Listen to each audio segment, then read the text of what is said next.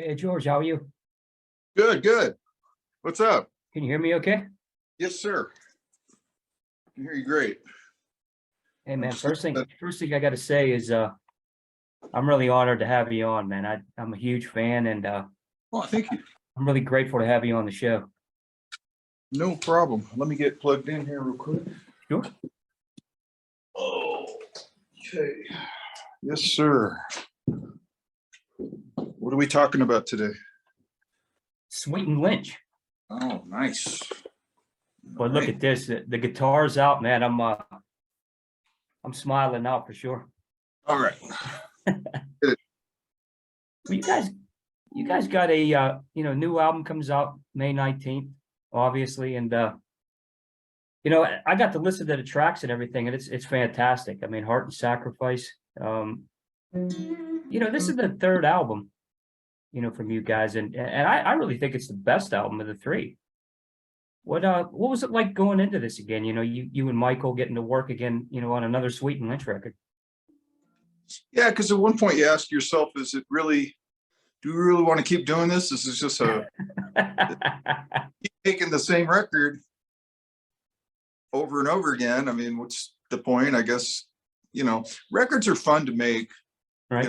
They're very, it's a fun process and very satisfying, when you get to finish it and it comes out and people dig it, hopefully, and all that stuff, and you get to listen to it.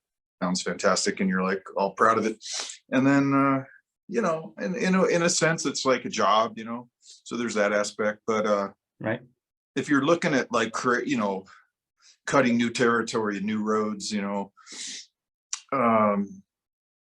maybe it's not that, right, right, it's genre bending new thing that we did. right, But that's it. I think we pushed it a little bit.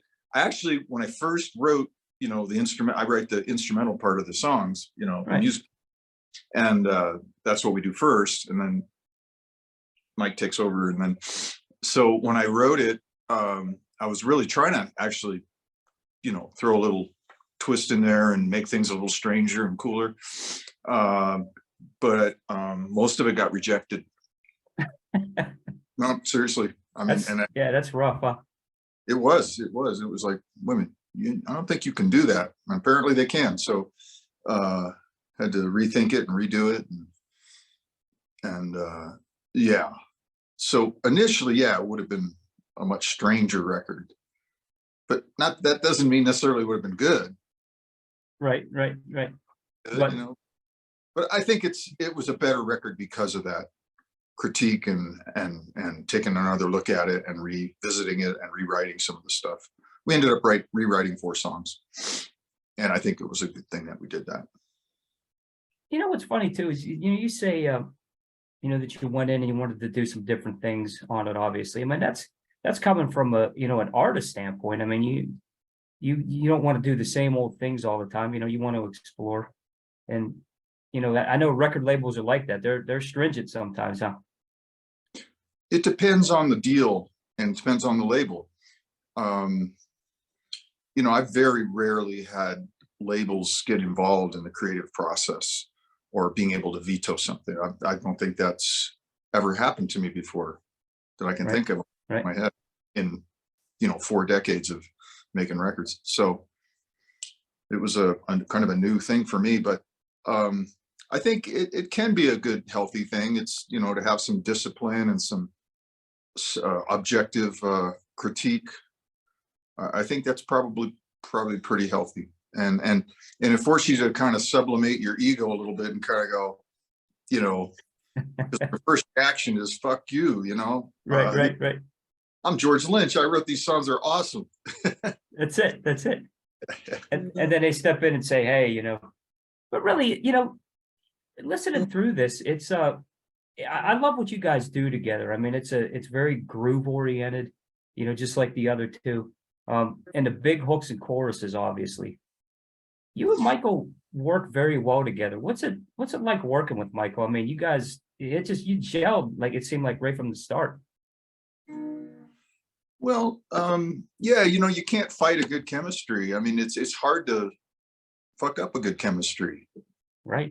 Almost like I don't want to say it's effortless, but I'm fairly confident after 3 records that when I walk away and I've written, you know, some verse parts and some choruses and throw arrangement at Mike, he's going to come up with good stuff, because he's just, you know, I mean, you work with people that are their own worst critics. They're going to self-correct, and they're not going to give you anything that sucks. So, you know, Michael knows what he wants to do. And, you know, I like working with people like that can kind of handle their part of the business. You know what I mean? They're Right. You know, I work with other people that are not that kind of person. And that's not, I'm just saying it's a bad thing, but they need more direction and they need more help. You know, but Michael's a workhorse, you know, he's got a lot of projects going on, and Right. I just feel it's a privilege to get to work with him, you know, year after year, and we're friends and we joke around and we have fun doing them, and people seem to love the records. And as you said, you know, this one seems like people are digging it, you know, so success, you know, I mean, you know, it would have been sad if we would have done the 3rd one and people were like, oh, droopy eyes, you know. It's like, oh, Right. you're never going to beat the first one. That's the problem we have with Lynch Mob, Wicked Sensation, is we can never beat Wicked Sensation, you know. It's a great album, that's for sure. You know, but you say you Wicked Sensation, obviously, but you know, not being able to beat it. But you guys, you know, if you really listen to the stuff after Wicked Sensation, yeah, it was a little bit different. I mean, you had Robert on vocals for the 2nd album, and you know, there was a lot of great songs on that album as well. Yeah, probably just the wrong direction. You know, we should have stuck with Oni, and you know, hindsight's 2020. But yeah, Right. Well, you set a big thing like that up, and you make this perfect record, or you know, near perfect record, and then you change everything. Who does that? And that's what art's about, isn't it? I don't know. I think that, well, there were some reasons for it, you know, but Right.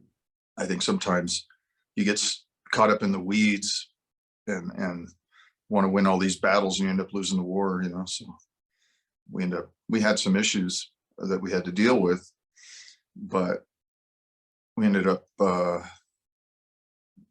in retrospect would have been better off if we just stuck it out, even with the issues, you know. But who knows? I mean, the way I look at it is we made a great record, you know. And the thing is, with Lynch, that's a completely different kind of process, you know, where it's like we didn't come out with this massive record that basically, you know, laid the groundwork for all our future records that we had to try to live up to, you know, raise the bar. Right. You know, first record, Sweet Lynch Records, was a good, serviceable record. There's great stuff on there. Maybe a few things that we kind of skip over. I don't know. I do. And then second record, same deal. And felt on this record, it was our challenge to break out of that paradigm, you know, and say, okay, you know, let's inject some fresh excitement and blood into this thing, and without veering away from who we are, you know. We don't want to all of a sudden become some different kind of band that Right. sort of disgenuine. But anyways. But at the end of the day, you know, it's funny when you do these interviews, you talk about music. It's just like, how do you talk about music? You just, the music itself, you put on a record and you can analyze it all you want. At the end of the day, either you like it or you don't, you know. Right. Yeah, it's a line right there. You either like it or you don't. And I think that, you know, with you two, you know, working together, especially with this one, is you know, I just think, you know, people understand now, like you said, the chemistry and you know, and being that it's a 3rd record, you guys, you know, it seems like you were a little more relaxed going into this, I'm sure, just you know, as an artist, and you know, understand that Michael has you know, what his work ethic is, and obviously your work ethic, you know, so the fans hear that. It comes across very well. Yeah, you know, and it was interesting because the first record we threw a lot of resources at the first record, because it was our first one, you know. We had a lot of we wanted to make sure we got everything right, so we had a full band, and you know, rehearsed and recorded together, or at least those guys did. I worked on the West Coast, but they were all in an actual recording studio on the East Coast with, you know, engineer and producer, And then this record, we did it kind of a different way. Some ways just to be more practical, you know, resource wise, you know, financially and stuff, and time wise. Right. But the result was just as good. I mean, I'm like, well, you know, like we didn't work with the drummer and the bass player, that we just farmed it out and had somebody come in and play over it. Right. But it doesn't matter, you know. I think at the end of the day, you just got to write good songs and get good sounds. That's the key to all of it right there. Good records and good sounds. Hey, you know, like I obviously said, I've been, you know, wanting to interview and talk with you for a long time. And one of the things I wanted to ask you is, when you write a song, you know, when George Lynch goes in to write a song, what are the things that you look for? You know, you start with a hook, a melody? You know, what do you say is one of the things that, you know, when you start, hey, this is how I write a song? And is there a system that you have for that? Yeah. When I'm sitting around like I am right now, and if I wasn't on Zoom with you, I'd be practicing, and then I would come up with something. Right. I just fall into something. I go, oh, hey, you know what? That's kind of cool. I'm gonna save that for later. Press record on my iPhone memo. Probably like every freaking other 10 million musicians do. We all and I catalog it and I name it after something. I'll even sometimes put a little tag. It's like, this could be a potential Lynch Mob song, or a Sweet Lynch song, or KXM song, or whatever. Right. And then, or I'll say the style of it, you know, or what key it's in, or something, you know, just to give me a sense of when I'm looking at hundreds of these things, I know what I'm looking at. I don't have to listen to everything and audition them. And then about half my ideas for these different records come from these cataloged ideas. So it's a start, you know, it gives me someplace to start. I go, oh, that's a cool riff. Right. You know, we usually won't have a whole song figured out or anything. It's usually just a riff. And then I take it from there and just start building parts onto it, whatever feels logical to go to, wherever my hands want to go. After I do the riff, I'll go, okay, now it needs to open up and we need a verse, and what's something that, you know, what's the next logical thing that should be here, but still keep it interesting, you know, without being generic. Right. That's always my challenge, is to try to keep things from being super generic, but still be accessible and still be singable. Right. Kind of tight balance, you know. Yeah, that's tough, especially with the different projects too. Like you said, you know, KXM and you know, End Machine, Lynch Mob, and all the stuff that you do. I mean, just I love it because you're diverse too. It's not, you know, hey, we know it's you, but it's also has, you know, a lot of really good elements to all of those bands. Yeah, well, you know, you got to conform to the situation I'm playing in. If I'm in Project Infidelica, I'm going, okay, this is the world I'm going to be living in here. I'm not going to be in Lynch Mob or KXM. This is a whole other thing. Right.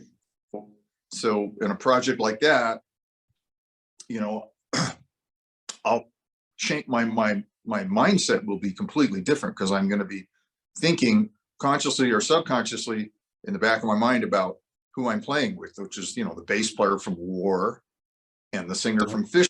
So I'm like, okay, that's that. So that's funk with ska and, you know, a little Mr. Bungle thrown in, and, Right. you know, a little challenging, but all ass shaking, and it's going to have the soul and R&B elements, you know, and the funk element. And so, okay, I'm going to build my rig according. So on the Project Infidelica record, for instance, I used 1956 Tweed Deluxe Fender amp with a Telecaster. Cool. And a boatload of pedals. My pedal board was massive. It was all this just crazy shit on the board. And we recorded in an old R&B analog studio, and we all played live. So there's that, cool. You know, and we practiced in a little fucking voodoo house, like for the railroad tracks, in like not the best part of town, you know, in between a liquor store and a strip club, you know. I mean, we were just like, we had to like start over again. You know, it was crazy. Yeah, it was a whole incredible experience. But so that molded, you know, the ideas I would have. You know, I'm not going to go play Lynch Mob riffs. You know? Right. And so same with KXM. I know what Doug and Ray are, what to expect with them. And so I sort of go, okay, I go a little heavier, maybe some little down tuning stuff. And again, I'm thinking King's X in the back of my mind. And I'm thinking of the way Ray plays, that syncopated kind of two-handed thing that he does, you know, crazy drummer. So it's not Bonham, you know. Right. That I go, okay, this is that. Then I do the Banishment record, and it's more industrial with twists and turns, you know. And then my Lynch Mob stuff is my blues bass hard rock with a little darkness to it, you know. And the End Machine is and Sweet Lynch are more harder melodic rock, I guess you would say, with some deviations. Right. Right. Yeah, so everything, you know, I try to keep things a little bit bifurcated and separated, you know? But, you know, I mean, it's funny. I'll write a song for one project, and then I'll go work on another project, and I'll sometimes use the same idea accidentally because I just lose track of work. I forget that I used something. Right. But it'll come out completely different. In fact, the interesting thing with this record we're talking about, the Sweet Lynch record, the 4 songs that were rejected, I used them on a Lynch Mob record on the same record label, and the record label heard it and loved it, but didn't realize it was the same song that they didn't love. Wow, that's amazing there. Yeah. They're like, why can't you write more songs like this? Oh man. Yeah, just yeah, that's a great story right there. And it's, you know, those are probably the ones that they, you know, that, like you said, they loved it. And it's probably the ones that they said, hey, you know, these are the best things you've written in forever too, I'm sure. Yeah, it's like that story of Hendrix. He would always go through like 1 million wah pedals, you know, or whatever, 7 wah pedals is with his tech. He goes, oh, this doesn't sound right. Give me another one. Oh, this doesn't sound right. Give me. And his tech would tell his story. He goes, invariably, when you'd hand him the first one he played, and he'd always like, he goes, yeah, that's the one. So that's you know, great. it's all about perception, I guess.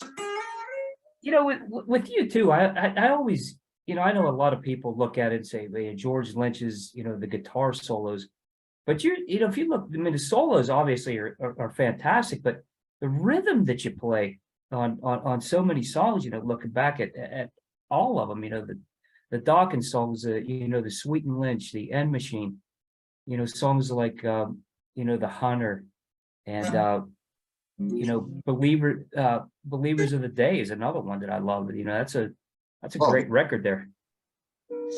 Yeah, well, you know, rhythm is mostly what we do, you know, as guitar players. Solos are nice, and solos are more for us. It's like, that's right. It's like our little treat at the end of, after we get, you know, if we did a good job doing the work part. Right. You know, that's our ice cream or our little candy reward.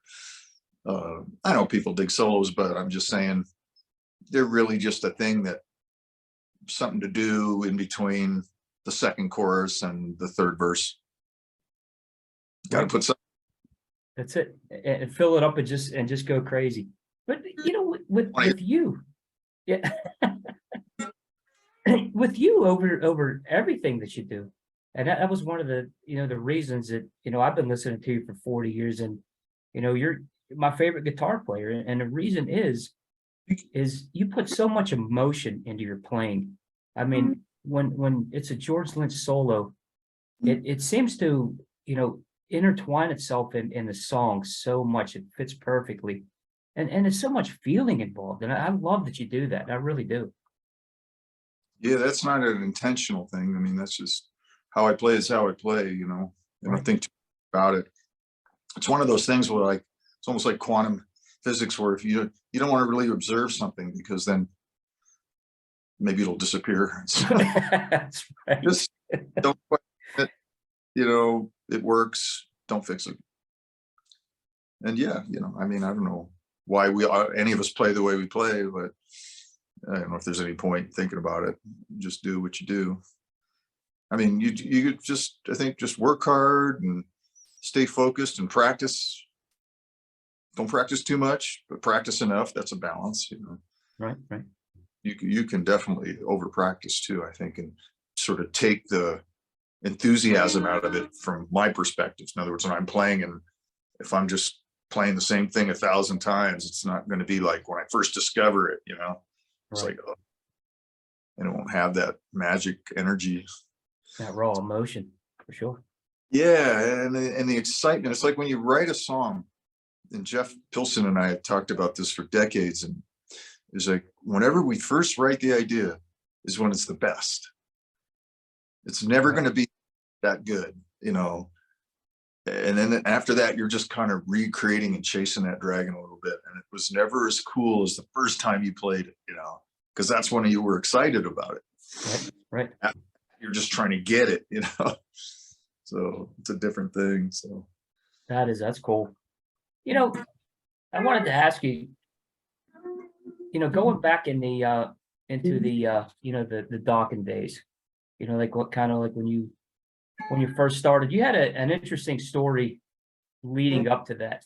And I'm always amazed, you know, the tryout for Ozzy and where that ended up. And it was kind of something that seemed like, you know, hey, it was a time to where you were, you know, maybe at a lower point, but man, it really seemed to spring you into, you know, what you are today. I mean, the strength of the guitar player that you are and the musician that you are.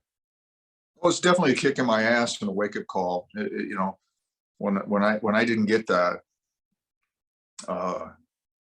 it made me, you know, question a lot of things about myself. And I was like, well, wait a minute, if I want to get pro here, if I want to be a pro, because that kind of exposed me to a pro thing that I hadn't been around very much before.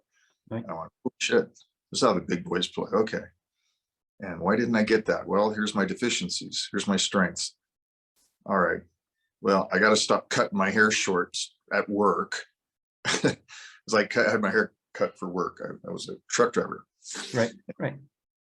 And then, you know, so get serious about my image. And also, you know, after learning all those Randy songs, you know, which are intense, really amazing tunes, it gave me a different perspective on songwriting.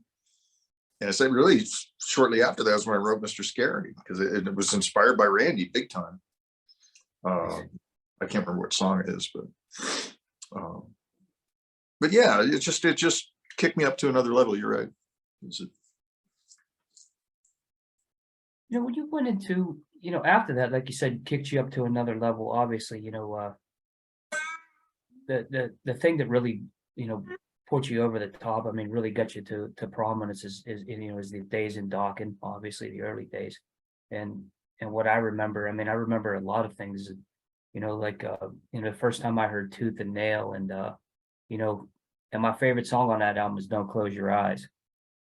And I think it's, man, this guy is a monster guitar player, but really that riff in that song is amazing. Just tears it up. What was it like, you know, writing those albums back then in the early days? Well, I say the well, I mean, where all that stuff was mined and where all that came from was Jeff and I. I mean, we were just scientists, you know. We were in our and In your element. yeah, we studied, and we would listen to all the stuff we loved, and sort of semi-plagiarize it and twist and turn it, and search for sounds, and really analyze our arrangements and our parts to the point of, I thought we were a really good song. I mean, I know we were a good songwriting team, and we still are. Oh yeah. And we're still, you know, I think the analogy I like to make is I think we're always trying to write that one song, and we just keep writing it over and over and trying to get closer and closer to the, you know, the ideal that's in our head that we never achieve. Right. So it's like you hear that, I hear that with other bands. And if I listen to, like, you know, Judas Priest or AC/DC, I go, oh, I can kind of sense how, when they're writing, they're trying to reach that pinnacle song that's in their heads too. They keep rewriting the same song. Right. And Yeah, that's that's it. we just keep chasing that song dragging, It's a good thing if you keep chasing it too, because it's, it keeps you moving, it keeps you motivated, to continue to write. I mean, after 40 years, doing this and the songs that you've written, I mean, you look at the list right there and it's got to be mind-boggling, but you still continue to do it. And I think that's the really amazing part. And it's just, do you feel like nowadays that when you write a song, do you feel like you get better as you progress? I don't think you get better. I think you kind of just go sideways, if you go into, Right. I mean, the early song, I did get better at songwriting once I met Jeff and we started writing Dokken stuff. Yeah. I spent a lot of years previous to that learning how to compose and writing ridiculous silly songs and trying to figure it all out, and it was hard. Right. A lot of mental blocks back then, creative blocks, and I would get to impasses and not know what to do and try to just be very frustrated. I don't have that happen anymore. So in that sense, it is easier and I'm better at what I do because I don't ever have, I can't think the last time that's happened to me where I've had writer's block. Thank God. So it always happens. The magic happens. I just let it go and get out of my own way. And then it works. Yeah. So I don't think I've necessarily gotten better. I've gotten better at some things. I like to think I've gotten better at it, but really, what's hard is to write a simple song, and a lot of times as a guitar player, you think, oh, you want to impress other guitar players and you want to impress yourself and you want to be tricky and you want it to be sort of intellectually challenging, maybe in some ways, and right. A little unorthodox, and and really those things work against me a lot of times because really I'm not a great songwriter. I haven't written, rather than write the thousands of songs I've written, I wish I wrote one great one, like the great songwriters that rock and roll have, songwriting teams like Richards and Jaggers and Lennon and McCartney and on and on and on, Elton John, Bernie. Great stuff. That level. That's absolutely great stuff. Someday when I grow up. Well, you look at, you said it's simplicity of the song, and I think really, one of the best Dokken songs, I mean, in my eyes, is Breaking the Chains. I mean, it's not the the tricks or anything. It's straightforward, but it's a song that people remember. It kind of sticks in your head, and I think that's really what it comes down to with the way you write is songs they're memorable. There's something that ties people to an emotion, and I think that's what's so great about what you do and the writing that you do. I mean, having a story is obviously another whole level. Being a poet, which I'm not. I'm not a great lyricist, and I mean, I was probably inspired a couple of times in my life to write serviceable lyrics with projects that I had very deep feelings about it as far as the messaging. For instance, the Shadow Train record, something that I wrote most of the lyrics on because that was something very personal to me, so I was inspired. But on a normal record, I'm not the guy you want writing the lyrics. You get guys like Oni or London LeGrand and other guys I've worked with that are just natural poets. They talk like that. The stuff just flows. Right. And I'm not saying it's effortless, but they definitely got another whole deeper perspective on messaging.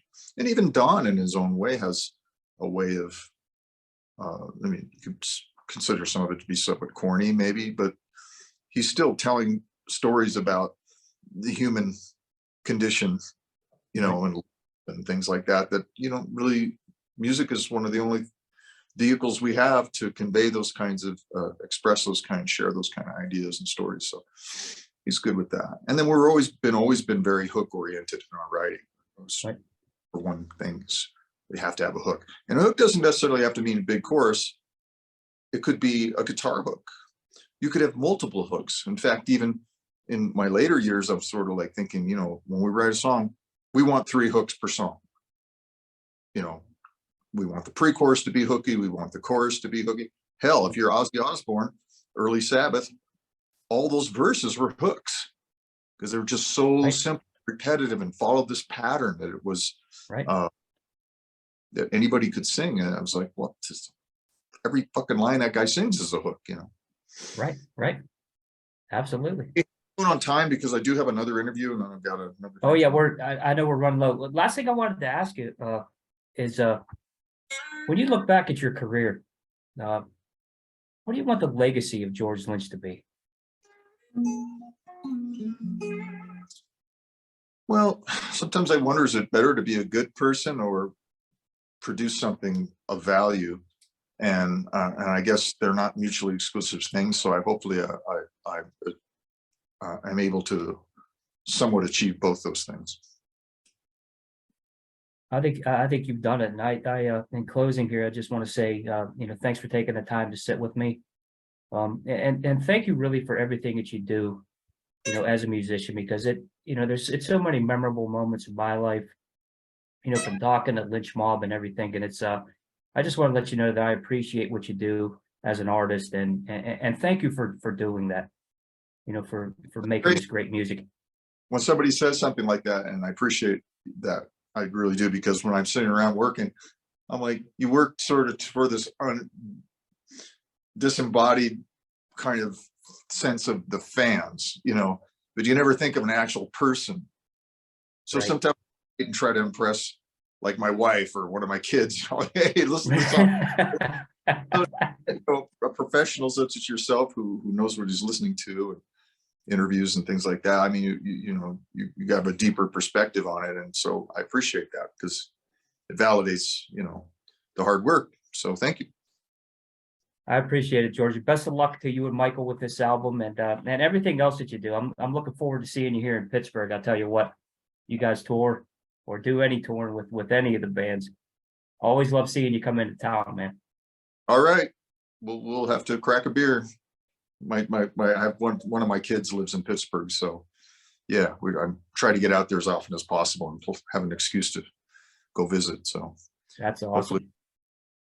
All right, buddy. Thank you again. All right, George. Have a good day. Thanks a lot. Thanks.